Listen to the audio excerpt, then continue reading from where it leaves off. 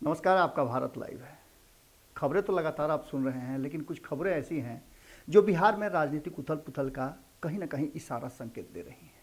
अब आप कहिए कि आप तो बार बार यही बात कहते हैं कि बिहार में उथल पुथल है, तो भैया जो है वो है, इसमें कोई दो राय नहीं है। आप अगर ये मानते हैं कि भारतीय जनता पार्टी और नीतीश कुमार के बीच में सब कुछ ठीक है, तो शायद आप भ्रम में हैं।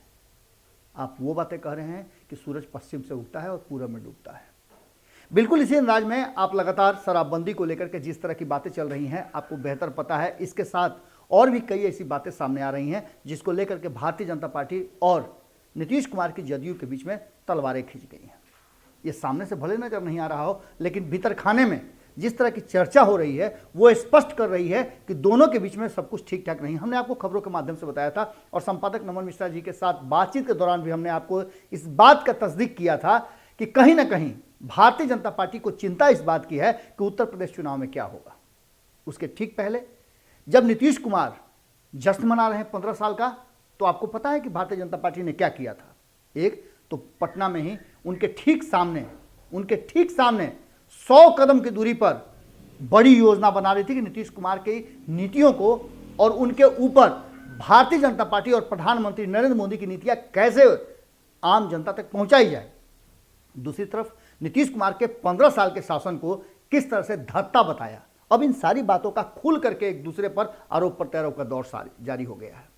आपने सुना होगा कि पहले भी जब 2015 में नीतीश कुमार अलग हुए थे तो संजय सिंह का नाम आपको याद होगा।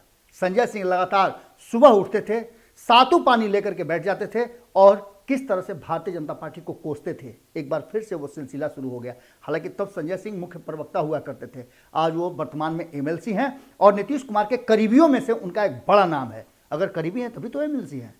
उन्होंने सीधी तौर पर भारतीय जनता पार्टी को कटघरे में खड़ा करते हुए अंधा तक बता दिया है, दृष्टिहीन बताया है। हुजूर, सोफेस्टिकेटेड शब्द है, अंधा नहीं दृष्टिहीन बताया है। हमारे शब्दों में अंधा कहा जाता है, हम तो जानते ही हैं भोजपुरिया है।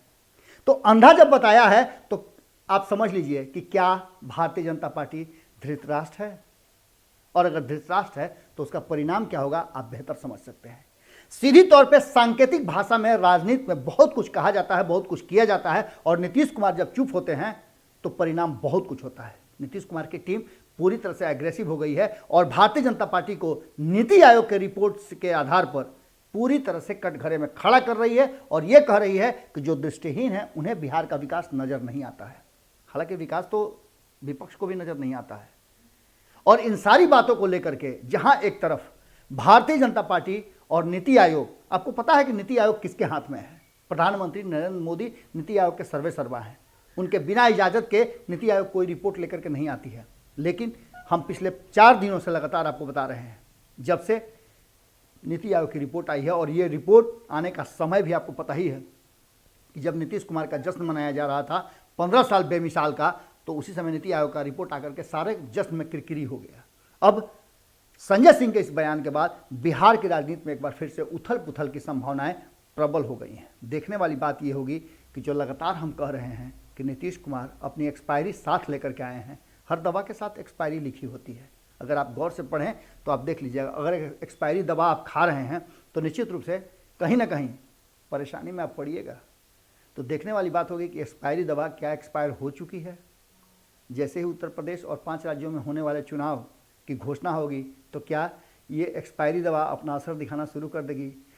सवाल का जवाब आपको देना है, कमेंट बॉक्स खुला है, जवाब जरूर दीजिएगा। बहुत बहुत धन्यवाद, नमस्कार। अगर ये वीडियो पसंद आई और वह बिहार के राजनीति और बिहारियत से सरोकार रखेनी तो सब्सक्राइब बटन दबा के चैनल के सब्सक्राइब कर ली।